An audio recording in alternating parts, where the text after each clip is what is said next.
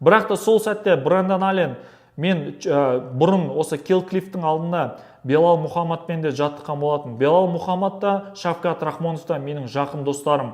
Бірақ дегенмен де Белал Мұхаммадтың резюмесі, яғни өзі айтып тұрғандай, осы соңғы 9 кездесуінде жеңілмей келе жатқандығы, осы Белал Мұхаммадтың титулдық белдесуге бірінші лайық адам екендігін көрсетеді. Бірақ та мен Шавкатты лайық емес деп айтып отырған жоқпын. Белал Мұхаммадтан кейін Шавкат лайық деп ойлаймын деп атап өткен болатын. If it's not you, who's going to be the next man representing Killcliff FC holding a UFC strap? That's tough to say, man. Trying to think who's at the top. It's hard to say, man, because I would say Shavkat, but my boy Bilal's up next, so it's hard to say that. Who else do we have, man? We have so many guys. Yeah, we have so many killers, man.